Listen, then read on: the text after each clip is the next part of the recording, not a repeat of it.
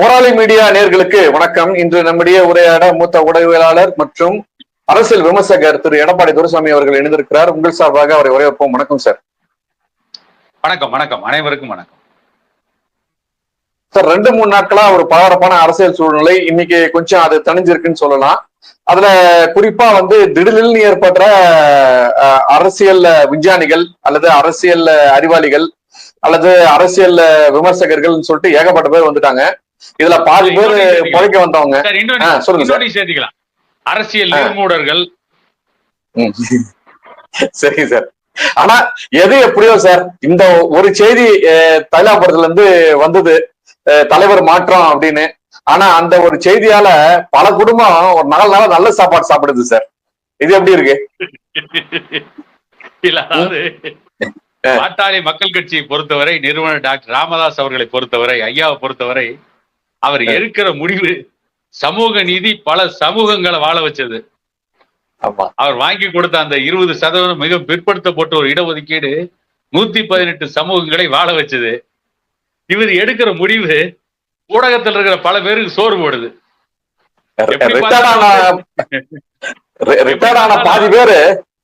பாதி பேருக்கு பென்ஷன் கிடைச்ச மாதிரி ஆயிடுச்சு சார். தமிழ்நாடு கவர்மெண்ட்ல பென்ஷன் கிடைக்காம இருந்தவங்களுக்கு எல்லாம் பென்ஷன் கிடைச்ச மாதிரி ஆயிடுச்சு. இல்ல, எனக்கு என்னன்னு கேட்டீங்கன்னா, மகாபாரதத்துல கர்ணன் ஒரு அந்தனர் போய் கர்ணன்ட்ட யாசகம் கேட்கிறார், தர்மம் கேட்கிறார். அப்ப கர்ணன் என்ன பண்றாரு, இடது கையில ஒரு தங்க கிண்ணத்துல எண்ணெய வலது கையில ஊத்தி தன்னுடைய உடம்புல தடவிக்கிட்டு இருக்காரு, தேய்ச்சிக்கிட்டு இருக்காரு.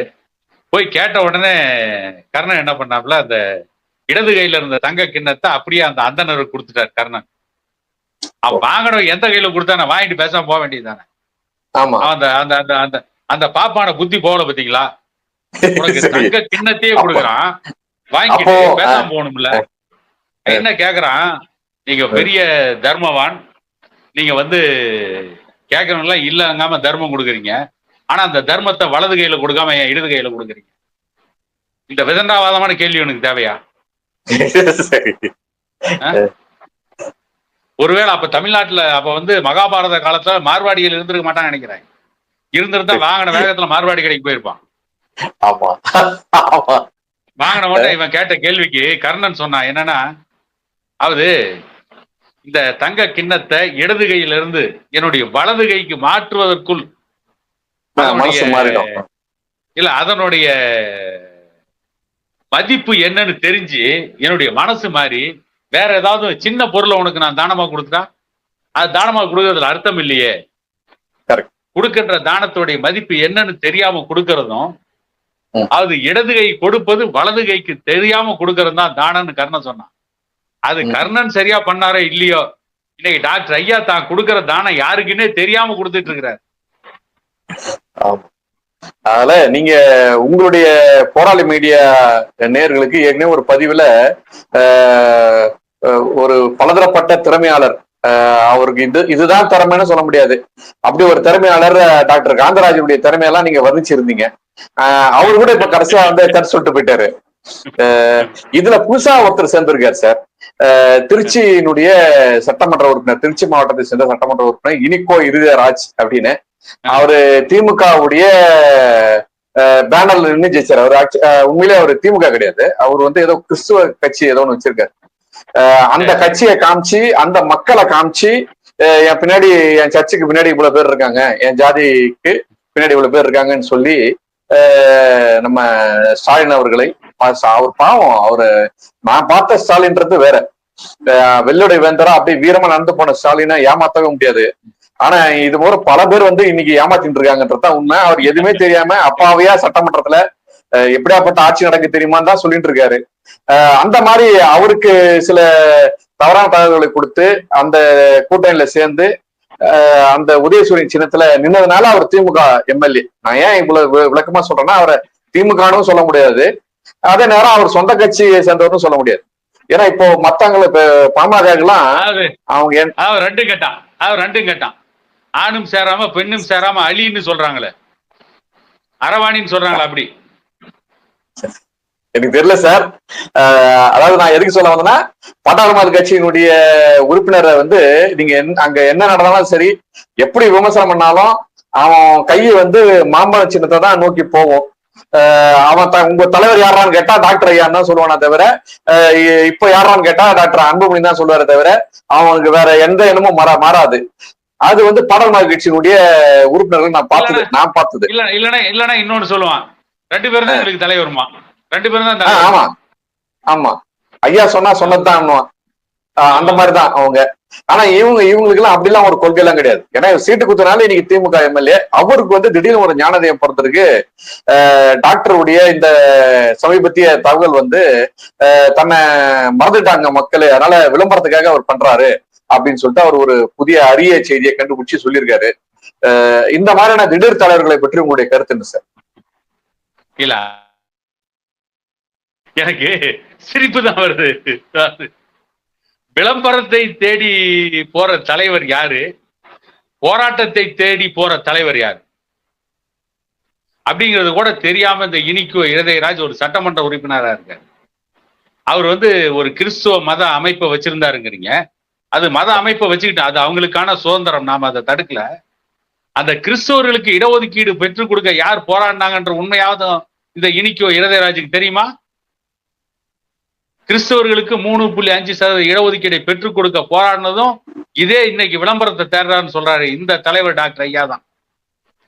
அந்த 3.5% இடஒதுக்கீடு எங்களுக்கு வேணான்னு திருப்பி கொடுத்தது கிறிஸ்தவர்கள். அதுக்கு பின்னாலே ஏன் திருப்பி கொடுத்தாங்கன்றதுக்கு ஒரு விமர்சனங்கள் அன்னைக்கு நடந்தது. அந்த விமர்சனங்கள் சரியா தவறான்னு நாம வந்து மக்கள் பார்வைக்கு விட்டுருவோம். அந்த 3.5% இடஒதுக்கீடு கிறிஸ்தவர்களுக்கு கொடுத்தது ஏன் வேணான்னு சொன்னாங்க அப்படின்னா, முஸ்லீம் சமூகத்தை சார்ந்தவர்களுக்கு கொடுத்த இடஒதுக்கீடு அவங்க ஏத்துக்கிட்டாங்க. அவங்க அந்த இடஒதுக்கீடை பெருமையா நினைச்சாங்க. பிசிஎம், பேக்வேர்டு கம்யூனிட்டி முஸ்லீம். ஏன்னா அவங்களுக்கு அந்த தனி இடஒதுக்கீடு தேவைப்பட்டது. அதற்கு முன்பு அவர்கள் இடஒதுக்கீட்டினுடைய முழு பலனையும் அனுபவிக்கல. அதனால இஸ்லாமியர்கள் அந்த இடஒதுக்கீட்டை ஏத்துக்கிட்டாங்க. கிறிஸ்தவர்களுக்கு கொடுத்த இடஒதுக்கீட்டை ஏன் திருப்பி கொடுத்தாங்க அப்படின்னா, இதுக்கு இந்த இனிக்கோ இருதயராஜ் சரியான பதில் சொல்லணும். இல்லைன்னா அந்த ஆளை வந்து ஒரு ஆம்பளைன்னே சொல்ல முடியாது. ஏற்கனவே சொன்ன மாதிரி அரவாணின்னு தான் சொல்லுவேன்.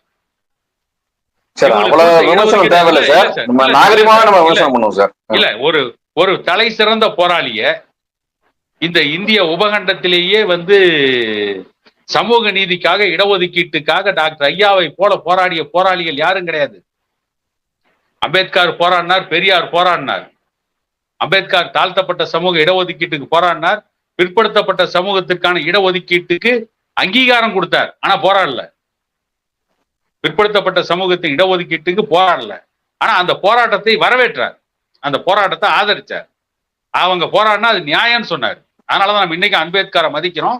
அந்த இடஒதுக்கீட்டுக்கான அங்கீகாரத்தை சட்டத்துல பெற்றுக் கொடுத்தார். ஆனா தந்தை பெரியார் தமிழ்நாட்டில் மட்டும்தான் போராடினார். தந்தை பெரியார் தமிழ்நாட்டில் போராடினார். அந்த இடஒதுக்கீட்டை பற்றி மக்கள் மத்தியில தன்னுடைய பேச்சாளர்களால் தீவிர பிரச்சாரம் செய்தவர் பேரறிஞர் அண்ணா. அதையும் நம்ம மறுக்கல. ஆனா ஒட்டுமொத்த இந்தியாவுக்கே மிகவும் பிற்படுத்தப்பட்டோருக்கு, இதர பிற்படுத்தப்பட்ட வகுப்பினருக்கு 27% இடஒதுக்கீட்டை கல்வியில பெற்றுக் கொடுத்தது டாக்டர் ஐயா தான். அந்த கட்சி கூட்டணியில் இருக்குது, காங்கிரஸ் இருக்குது, லல்லு பிரசாத் யாதவ் இருக்காரு, கலைஞர் கருணாநிதி இருக்காரு. அத்தனை பேரும் உட்கார்ந்து இருந்த கூட்டத்துல போராடி அந்த இடஒதுக்கீட்டை வாங்கி கொடுத்த ஒரு மிகப்பெரிய போராளி விளம்பரத்தை தேடி போனார்னு சொன்னா பாத்தீங்களா இந்த இனிக்கோ இருதயராஜ். அதனாலதான் நான் ஆணும் இல்லை பெண்ணும் இல்லை அரவாணிங்கிறேன். நான் இந்த கிறிஸ்தவர்களுக்கு கொடுத்த இடஒதுக்கீட்டை ஏன் கிறிஸ்தவர்கள் வேணான்னதுக்கு அன்னைக்கு பலர் சொன்ன காரணம் என்னன்னு கேட்டீங்கன்னா, கிறிஸ்துவ மதத்திலே தலித் சமூகத்தை சார்ந்தவர்கள் அதிகம் இருக்காங்க. அந்த மதத்தில் இருக்கீங்க கிறிஸ்துவ மதத்துல இருப்பதால், தலித் சமூகத்தை சார்ந்தவர்கள் கிறிஸ்துவ மதத்தில் அதிகம் இருப்பதால் அவர்களுக்கு ஏற்கனவே தலித் சமூகத்திற்கு பழங்குடியினர் போக 19% இடஒதுக்கீட்டில் 18% இடஒதுக்கீட்டை பயன்படுத்தி கொள்ள வேண்டும் என்பதற்காக இவர்கள் கிறிஸ்தவர்கள் சுருங்கி விடுவோம் அப்படிங்கிறதுனாலதான் கிறிஸ்தவர்களுக்கான இடஒதுக்கீட்டை அவங்க வேண்டாம்னு சொன்னதா அன்னைக்கு ஒரு செய்தி. அது உண்மையா பொய்யா நமக்கு தெரியாது. நாம அந்த ஆராயல, நாம அதுக்கான தரவுகளை தேடல. அவங்க வேணான்னு சொல்லிட்டு கூட அதை பத்தி நாம யோசிக்க வேண்டிய அவசியம் இல்லை. அவங்களே வேணான்ட்டு போகும்போது நமக்கு என்ன கவலை? அந்த இடஒதுக்கீட்டை வாங்கி கொடுத்த டாக்டர் ஐயாவை போய் விளம்பரத்தை தேடுறான்னு சொல்றான் பத்தியா. இவனை விட வித்தாரக்கல்லன் யாரும் கிடையாது.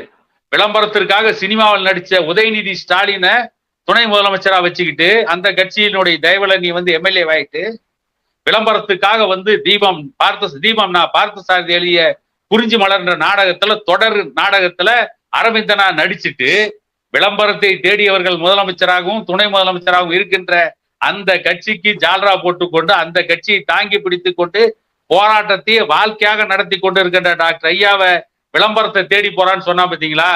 இதுதான் உலகத்திலே மிகப்பெரிய பொய், மிகப்பெரிய அயோக்கியத்தனம்.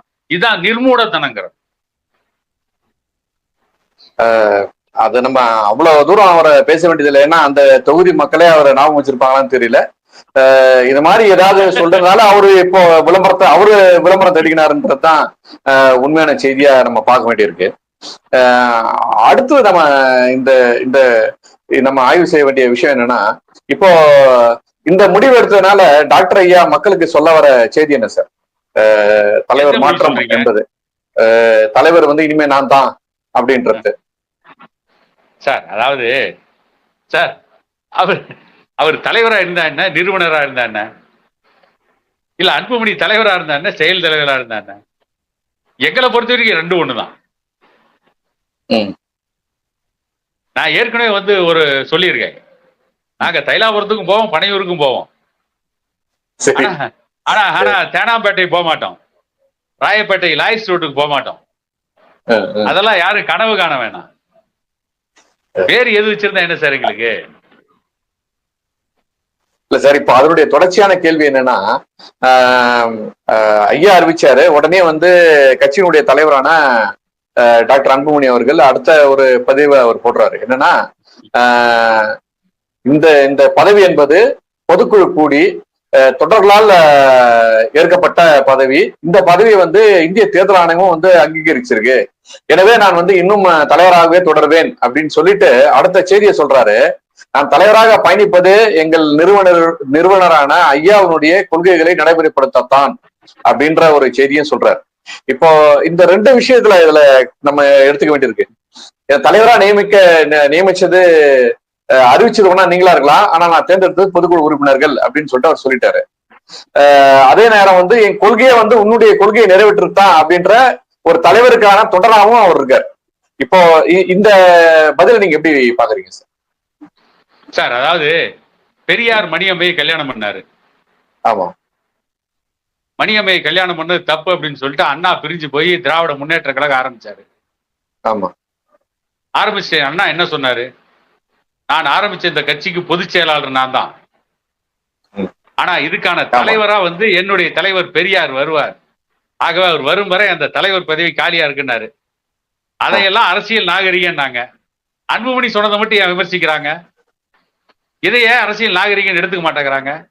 அப்ப என்ன, மாமியா உடைச்சா மண் சட்டி, மரும உடைச்சா பொன் சட்டியா? திமுக சொன்னதை அவர் கடைசி வரை நிறைவேற்றினார் சார். கருணாநிதி கடைசியா வந்து பெரியாருடைய தலைவர் பதவியை மூடிட்டு கருணாநிதியே தலைவர் ஆயிட்டார். தலைவர் பதவியை கருணாநிதியே தலைவர் ஆயிட்டு நெடுஞ்செழியன் பொதுச் செயலாளர் ஆக்கினாரு. அதுக்கு பின்னால அன்பழகன் பொதுச் செயலாளர். இவங்க எல்லாம் வந்து நம்மளை விமர்சிக்கிறதுக்கு என்ன தகுதி இருக்கு? இதுல இவங்க என்ன குற்றம் கண்டுபிடிச்சிட்டாங்க? அப்படின்னா அவங்க அண்ணா அறிவிச்சையில குற்றம் கண்டுபிடிச்சிருக்கணும்ல. உண்மைதான். இல்ல, ஆனா நீங்க வந்து ஒரு போராட்ட களத்தையே தன் வாழ்நாள் முழுக்க கொண்ட நிறுவனரை அமைப்பா கொடுத்த கட்சி வந்து பாடல் மகிழ்ச்சி. அந்த கட்சியை வந்து நீங்க வந்து திராவிட முன்னேற்ற கழகத்தோடு ஒப்பீடு செய்வதை கூட ஒரு ஊடகம் இல்லைன்னா என்னால ஏத்துக்க முடியாது. ஏன்னா இன்னைக்கும் வந்து அந்த கட்சியினுடைய ஆரம்ப கால தலைவர்களுக்கு என்ன அங்கீகாரமோ அது இன்றளவுக்கு தொடர்ந்து கொண்டிருக்கிறது. ஆனா திமுகவுக்கு ஆரம்பிக்கும் போது இருந்த எந்த தலைவரும் இப்ப இல்ல. அவங்க பேத்தி கூட யாரும் இல்ல. ஆனா இன்னைக்கு இருக்கிறது வெறும் கலைஞருடைய குடும்பம் தான். கலைஞருக்கும் திமுகவுக்குமே நியாயமா சம்பந்தம் இல்லை அந்த வரலாறை பத்தி நம்ம பார்க்கும்போது. எனவே திமுகவோட ஒப்பிடுவது என்பது கூட ஒரு சரியான பார்வையாக எனக்கு தோன்றவில்லை. இல்ல, ஒரு நிமிஷம், நான் ஒப்பிட்டது இன்னைக்கு இருக்கிற ஸ்டாலின் கூடயோ உதயநிதி கூடயோ ஒப்பிடல. ஏன்னா இவங்கெல்லாம் வந்து அரசியல் வியாபாரிகள், இவங்கெல்லாம் அரசியல்வாதிகளே கிடையாது, அரசியல் விற்பனர்கள், மேதைகள் கிடையாது. நாம் ஒப்பிட்டது பேரறிஞர் அண்ணாவோடையும் பெரியாரோடையும் ஒப்பிட்டோம். ஏன்னா அவர்களும் போராளிகள் தான். ஆமா, நாம வந்து அவரோட தான் ஒப்பிட்டோம். இல்ல அண்ணா சொன்னதுபடி அவர் உயிரோடு இருந்த வரையும் அந்த கட்சிக்கான தலைவர் ஓப்பனா தான் வச்சிருந்தாரு. அதுக்கப்புறம் யாரும் அதை நிரூபிக்கல. அவருக்கு பின்னாடிதான் மத்தவங்களாம் அதை எப்படி மாத்தினாங்கன்றது உங்களுக்கு தெரியும். செயல்பாடு ஒரு மிகப்பெரிய பிரம்மாண்ட ஏற்பாடோடு நடந்து கொண்டிருக்கின்ற மாநாட்டினுடைய அந்த நடவடிக்கைகளை பாதிக்குமா சார்? மாநாட்டுக்கான ஒரு தடை மாதிரி இது தோணலையா? ஏன்னா எனக்கு தெரிஞ்சு இந்த மாநாடுன்றது உலக அளவிலான மாநாடு அளவுக்கு எடுத்துட்டு போறாங்க. ஏன்னா உலகில் உள்ள எல்லா வன்னிய சொந்தங்களும் ஒரு இடத்துல கூடக்கூடிய ஒரு இடம். அன்புமணி அவர்கள் அதுல ரொம்ப தீவிரமா இறங்கி களமாடிட்டு வராரு.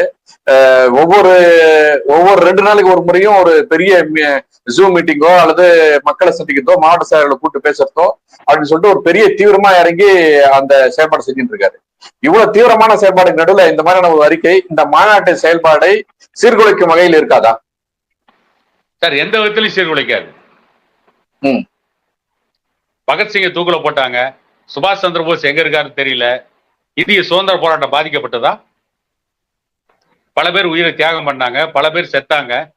சுதந்திர போராட்டம் தொடர்ந்து உக்கிரமா தான் நடந்திருந்தது. இதனால எந்த பாதிப்பும் கிடையாது. நீங்க இதே திமுக அண்ணா திமுக ஒரு பிரச்சனை நடந்துருந்துச்சுன்னு வச்சுக்கோங்க. ஏன் காங்கிரஸ் கட்சியில் ஒரு பிரச்சனை நடந்ததுன்னா ஆளுக்கால் சண்டை போட்டிருப்பாங்க. அந்த பக்கம் ஒரு 50 பேர், இந்த பக்கம் ஒரு 50 பேர் மாத்தி மாத்தி அறிக்கை விட்டுருப்பாங்க. வைகோ பிரிஞ்சப்ப காளிமுத்து திமுகவுல காளிமுத்து அறிக்கை விட்டா அடுத்த நாள் நாஞ்சில் சம்பத் அறிக்கை விடுறாரு.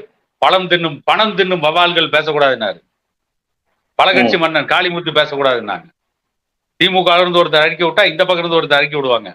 வீரபாண்டியார் கலைஞர் இல்ல சார், வைகோ வெளியேறும் போது காளிமுத்து திமுக இருந்தார் இல்லையா? அவர் அதிமுக தான் இருந்தாரு. இல்ல சார், திமுக ராஜீவ் காந்தி செத்தப்ப அந்த நடந்த சட்டமன்ற தேர்தல். அப்ப கடலாடி தொகுதியில காளிமுத்து நிக்கிறாரு. கலைஞர் கருணாநிதி துறைமுகத்தில் நிக்கிறாரு.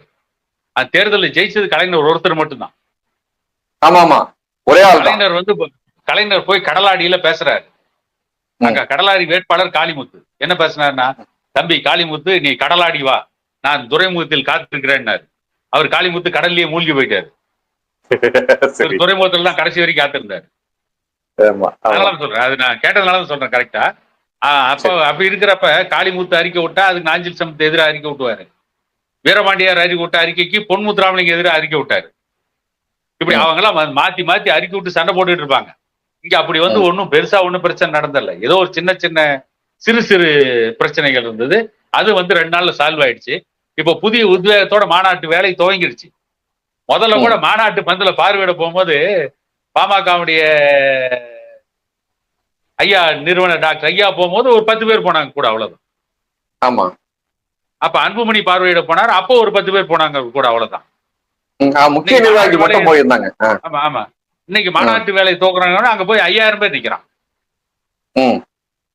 மாநாட்டு தேர்தல் அன்புமணி பார்வையிடும் போது 5000 போய் நிக்கிறான். நாளைக்கு டாக்டர் ஐயா பார்வையிட போனார்னு வச்சுக்க, அப்பயும் ஒரு 5000 பேர் போய் நிற்போம். அத மாநாட்டு வேலை எந்த விதத்திலும் பாதிக்கப்படல. நாளைக்கு காலையில 8:30 மணிக்கு மாநாட்டுக்கு பூஜை போடுறாங்க. மக்கள் தொலைக்காட்சி சமூக வலைதளங்கள்ல அதை நேரலை ஒளிபரப்ப போறாங்க. மாநாட்டு வேலை இப்ப திரும்பவும் பழையதை விட இன்னும் முழு உத்வேகத்தோட புறப்பட ஆரம்பிச்சிருச்சு. இதுல இன்னொரு வேடிக்கை என்னன்னு கேட்டீங்கன்னா, சோர்ந்து போய் கிடந்தவன்லாம் இந்த மாநாட்டுக்கு கூட்டம் குறைஞ்சு போயிட்டா நம்ம மாநாட்டை திமுக காரனும் அண்ணா திமுக கப்பல் ஏற்றிடுவான், இதை காரணம் காட்டி இப்ப இன்னும் வேகமா செயல்பட ஆரம்பிச்சிட்டாங்க.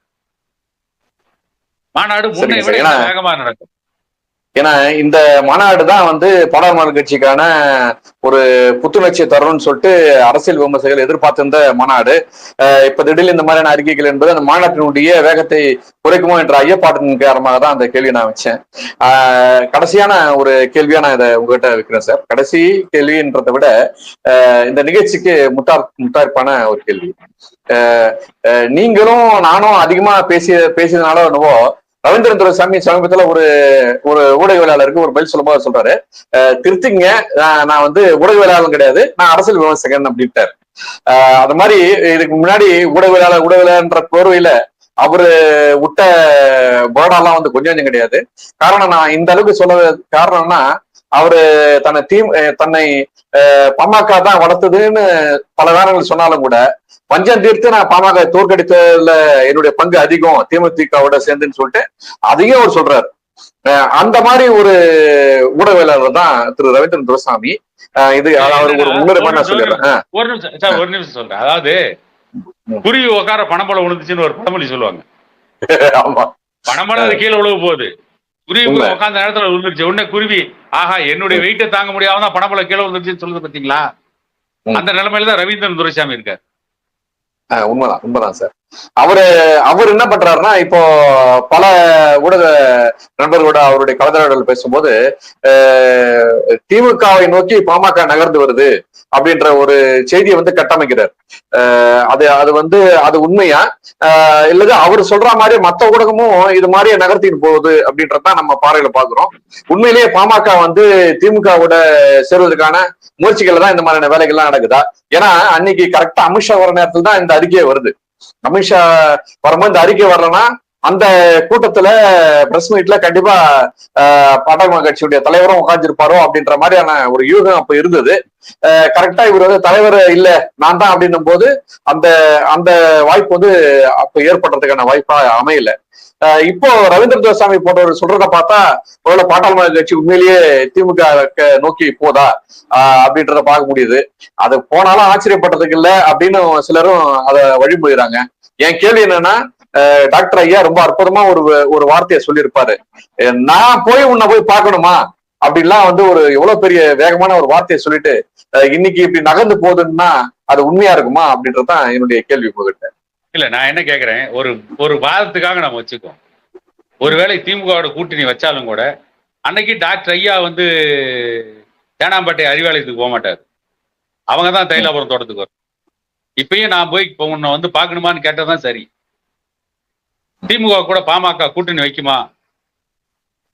வைக்கலாம், வைக்காமலும் போகலாம். அதுக்கு வந்து எதிர்காலம் தான் பதில் சொல்லணும், காலம் பதில் சொல்லணும். ஏன்னு கேட்டீங்கன்னா, ஒருவேளை தன்னுடைய நிலையை மாத்திக்கிட்டு இதே வந்து ஸ்டாலின் ஜாதிவாரி கணக்கெடுப்பு நடத்துவதற்கு ஆணையிட்டு நினைச்சா 2 மாசத்துல ஜாதிவாரி கணக்கெடுப்பு நடத்தி முடிக்கலாம். ஜாதிவாரி கணக்கெடுப்பை நடத்தி முடிச்சுட்டு இன்னைக்கு வந்து கர்நாடகாவில் வந்து இடஒதுக்கீட்டு உச்சவரம்ப 85% உயர்த்த போறாங்கிறாங்க. ஆமா, 69% இடஒதுக்கீடு உச்சவரம்ப இவங்களும் கர்நாடகா மாதிரி ஒரு 85%. ஏன்னா 10% எக்கனாமிக்கலி வீக்கர் செக்ஷன் முன்னேறி சமூகத்துக்கு கொடுத்துட்டாங்கல்ல. ஆனா உச்சவரம்ப 90% உயர்த்தலாமே. அதுக்கு பின்னால சட்ட போராட்டம் வருது, அதை பாத்துக்கலாம். 90% உயர்த்தி எல்லா ஜாதிகளும் அவங்க ஜாதியினுடைய எண்ணிக்கைக்கு தகுந்த இடஒதுக்கீடு ஒருவேளை இன்றைய முதலமைச்சர் ஸ்டாலின் அறிவிச்சிட்டாருன்னா கூட்டணி வச்சாலும் வைக்கலாம். இதுல என்ன சந்தேகம்? நமக்கு தேவை இடஒதுக்கீடு, சமூக நீதி, கல்வி, வேலை வாய்ப்பு, விகிதாச்சார அடிப்படையில் இடஒதுக்கீடு. பழனிசாமி கடைசியா பிளே பண்ண மாதிரி இவரும் பிளே பண்ணிட்டு வரான்ற மாதிரி ஐயம் வருது சார். இல்ல, ஒரு முறை தானே ஏமாந்தோம், இன்னொரு முறை ஐயா ஏமாற மாட்டார்ல. எல்லாத்தையும் சரியா இருக்கான்னு பார்த்து நாம இவங்க என்ன இடஒதுக்கீடு கொடுத்தாலும் திரும்ப ஒரு சட்ட போராட்டம் நடத்த வேண்டியிருக்கும். எப்படி அதுக்கு 2 பேர் கோர்ட்டுக்கு போவான்.